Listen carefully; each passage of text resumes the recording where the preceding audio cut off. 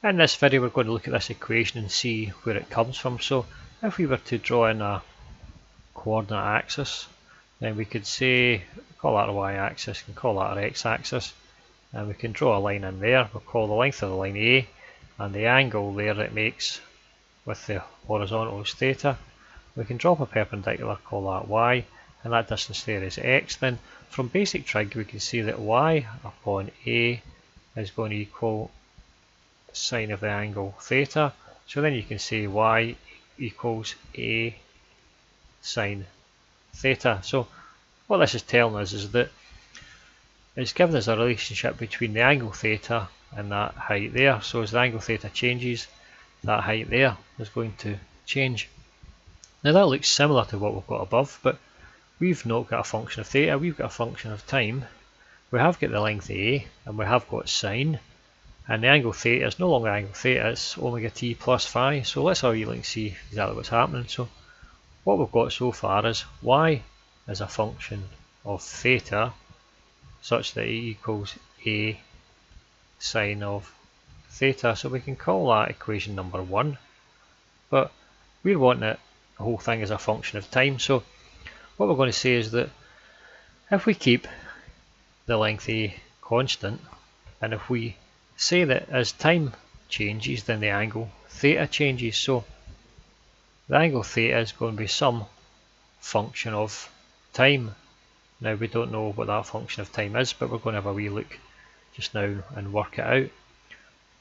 So what we're going to assume as well is that when this is going round in a circle, okay, so if that angle there, if that length there is fixed and the angle theta changes, then it's going to map out a circle. And we're going to assume that as it maps out the circle, it maps it out at a constant rate. Okay, it doesn't go faster and then slower and then faster, it just goes round at a constant rate.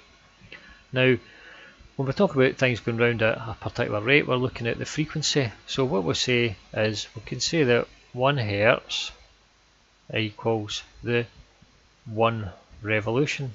Okay, 1 revolution per second. Okay, so what we're saying here is that if it goes round once in 1 second, we say that the frequency is equal to 1 Hertz.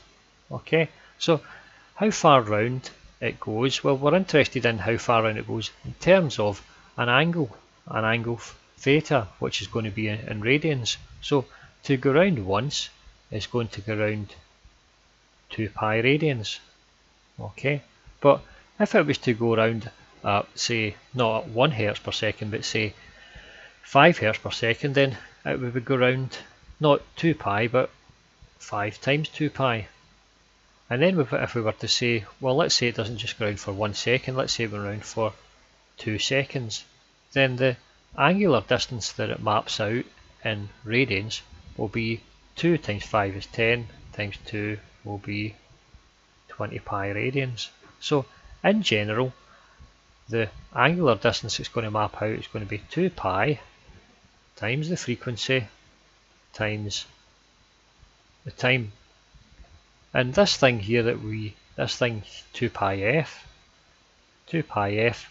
we give it a name and a symbol, we call it omega, we give the name omega, and it's the angular frequency in radians per second. So we can rewrite this whole thing out here as if I read that out, we can write that as omega t.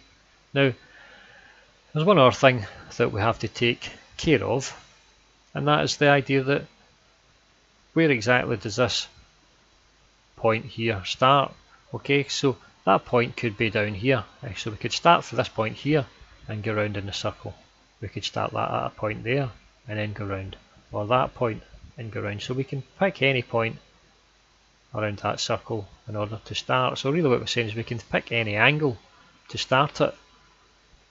Now that angle there is called the phase. Okay, so the phase will be at an angle of phi.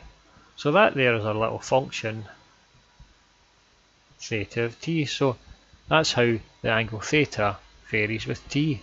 Okay, there's a constant term phi, and there's an angular frequency omega. So now we've got this, we call that number 2. So we've got 1 and 2.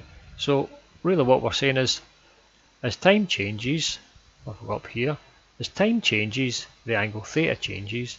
As the angle theta changes, the height y changes. And that's what this equation up here is telling us.